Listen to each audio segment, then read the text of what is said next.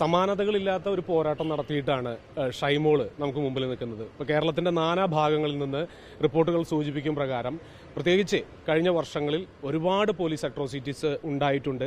നമുക്കറിയാം വിദേശ രാജ്യങ്ങളിലൊക്കെ ഇത്തരം ദൃശ്യങ്ങൾ പൊതുജനങ്ങൾക്ക് പകർത്താനും അത്തരം വീഡിയോകൾ തെളിവായിട്ട് എടുക്കുന്ന ഒരു സംസ്കാരമുണ്ട്. ഇവിടെ അത് ഇനിയും ഉരുത്തിരിഞ്ഞു വന്നിട്ടില്ല. അപ്പോൾ ബഹുമാനപ്പെട്ട ഹൈക്കോടതിയിലെ ജസ്റ്റിസിന്റെ പ്രത്യേക ഇടപെടലോടെയാണ് കഴിഞ്ഞ 1.5 വർഷമായിട്ട് പെൻഡിങ്ങുള്ള ഈ മാറ്ററിലെ CJM കോടതിയിലെ അഡീഷണൽ CJM കോടതിയിലെ ഒരു പ്രൈവറ്റ് കംപ്ലൈന്റും കൂടി പാരലലി ഷൈമോൾ കൊടുത്ത് ആ പോരാട്ടം ബലവത്തായിട്ട് കൊണ്ടുവന്ന സമയത്താണ് ഹൈക്കോടതിയിൽ നിന്ന് ഫ്രീസ് ചെയ്ത ഈ രേഖകളും അതുപോലെ ഇതിന്റെ വിഷ്വൽസും ഷൈമോൾക്ക് ലഭ്യമാക്കുന്ന ഒരവസ്ഥ വന്നത്. അപ്പോൾ ഒരു ഭാഗത്ത് സർക്കാരിനെ തന്നെ പ്രോസിക്യൂട്ട് ചെയ്ത് ഈ ഒരു അട്രോസിറ്റീസിക്ക് പാത്രമായ ഈ സ്ത്രീക്ക് അർഹമായ കോമ്പൻസേഷനും മറ്റും നൽകാനായിട്ട് യശശരീരനായ ശ്രീ BA ആളൂര് നടത്തിയിരുന്ന ഒരു കേസ് തുടർന്ന് അദ്ദേഹത്തിന്റെ മരണത്തിന് ശേഷം അവരെന്നെ സമീപിക്കുകയായിരുന്നു. അപ്പോൾ ആ കേസിന് ഉപോത്പലകമായിട്ട് നമുക്കിവിടെ CJM കോടതിയിൽ എത്താനും എറണാകുളത്തെ നോർത്ത് പോലീസ് സ്റ്റേഷന്റെ ജൂറിസ്ഡിക്ഷണൽ കോടതിയായിട്ടുള്ള ഈ കസബ പോലീസ് സ്റ്റേഷൻ അഥവാ നോർത്ത് പോലീസ് സ്റ്റേഷന്റെ ജൂറിസ്ഡിക്ഷണൽ കോടതിയായിട്ടുള്ള അഡീഷണൽ CJM കോടതിയിൽ ഈ സ്ത്രീ എത്തുമ്പോൾ ആ മജിസ്ട്രേറ്റ് തന്നെ ഓർക്കുന്നുണ്ട് 1.5 വർഷം മുമ്പ് ഇവരെയും ഈ ഭർത്താവിനെയും വിവിധ കേസുകളിൽ പ്രതിയാക്കി എൻ്റെ മുമ്പിൽ തന്നെയാണ് കൊണ്ടുവന്നതെന്ന് സ്വാൺ സ്റ്റേറ്റ്മെന്റ് എടുക്കുന്ന സമയത്ത് അല്ലെങ്കിൽ ഈ കേസ് അവതരിപ്പിക്കുന്ന സമയത്ത് ബഹുമാനപ്പെട്ട മജിസ്ട്രേറ്റ് പോലും ഓർക്കുന്ന ഒരു സ്ഥിതിവിശേഷം ഉണ്ടായിട്ടുണ്ട്.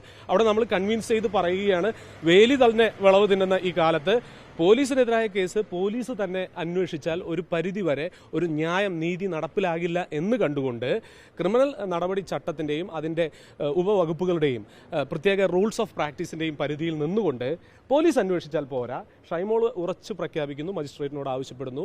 മജിസ്ട്രേറ്റ് നേരിട്ട് പ്രതിക്ക് നോട്ടീസ് അയച്ചു കൊടുത്ത് ഈ സ്വാൺ സ്റ്റേറ്റ്മെന്റുകൾക്കും തെളിവുകൾക്കും അധിഷ്ഠിതമായിക്കൊണ്ട് പ്രതിയായ CI പ്രതാപ് ചന്ദ്രൻ ഇപ്പോൾ സസ്പെൻഷനിൽ അദ്ദേഹത്തെ പ്രതിയായി ഒരു ക്രിമിനൽ പ്രോസിക്യൂഷൻ ബഹുമാനപ്പെട്ട അഡീഷണൽ CJM കോടതിയിൽ നടത്തണമെന്നാണ് ഷൈമോൾ ആവശ്യപ്പെടുന്നത്. ഇത് സംബന്ധിയായിട്ട് ഒരുപാട് തെളിവുകൾ അവർ നിരത്തുന്നു. അതിൽ ഏറ്റവും ക്രൂഷ്യൽ ആസ്പെക്ട്സ് ആണ് 904 വിഷ്വൽസിന്റെ ശകലങ്ങളടങ്ങിയ ഒരു TB ഹാർഡ് ഡിസ്കിൽ ഏകദേശം അത്രയും മെമ്മറിയുള്ള രേഖകളാണ്. 12 ക്യാമറകൾ, വിവിധ ആംഗിളിൽ നിന്നുള്ള 12 ക്യാമറകളിലെ ദൃശ്യങ്ങളാണ് ഇവർക്ക് കൊടുത്തത്.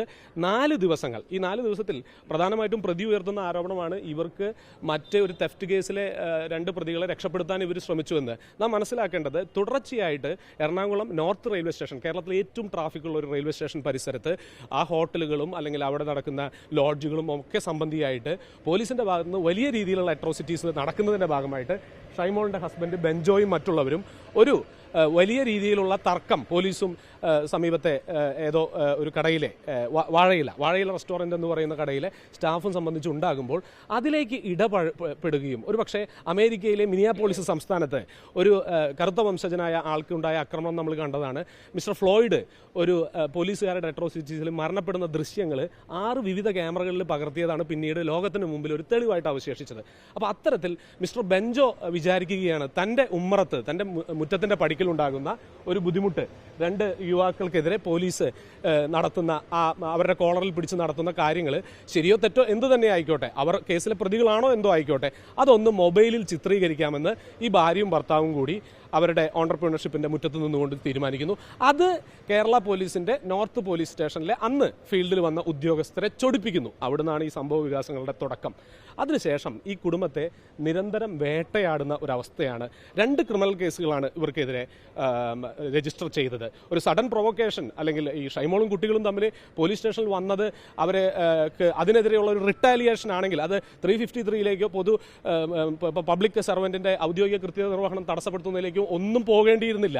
ഇവിടെ വളരെ ഒരു ക്രിമിനൽ ഇന്റൻഷനോട് കൂടിയിട്ട് തന്റെ വനിതാ സഹപ്രവർത്തകരെ കൂടി കരുവാക്കിക്കൊണ്ട് ശ്രീ പ്രതാപ് ചന്ദ്രൻ എന്ന് പറയുന്ന പ്രതിയാക്കപ്പെട്ട ഉദ്യോഗസ്ഥൻ അലുമിനിയം ഫാബ്രിക്കേഷൻ ഉൾപ്പെടെ എറണാകുളം നോർത്ത് പോലീസ് സ്റ്റേഷന്റെ കസ്ബ പോലീസ് സ്റ്റേഷന്റെ കതകുകൾ ഒക്കെ പൊട്ടിക്കുകയും ചില്ല് പൊട്ടിക്കുകയും അദ്ദേഹം തന്നെ, എനിക്ക് തോന്നുന്നു ഷൈമോൾ അത് കൂടുതൽ പറയും, ഷൈമോൾ പറയുന്നത് അനുസരിച്ചിട്ട്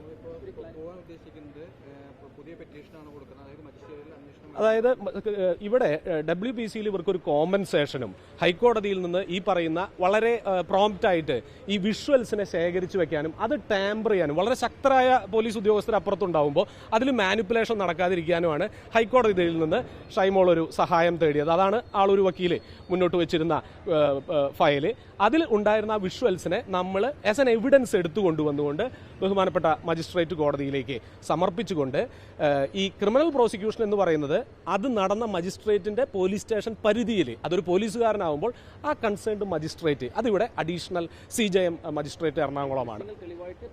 തുടർ നടപടികൾ ACGM കോടതിയിൽ മുന്നോട്ട് പോകും. അതേസമയം സ്റ്റേറ്റ് വലിയൊരു തുക കോമ്പൻസേഷനായി നൽകാൻ മാത്രം ഉതകുന്ന തെളിവുകളാണ് ഇപ്പോൾ വന്നിരിക്കുന്നത്. അതിന്റെ നടപടികളുമായിട്ട് ഹൈക്കോടതിയിലും ഷൈമോൾ മുന്നോട്ട് പോകും.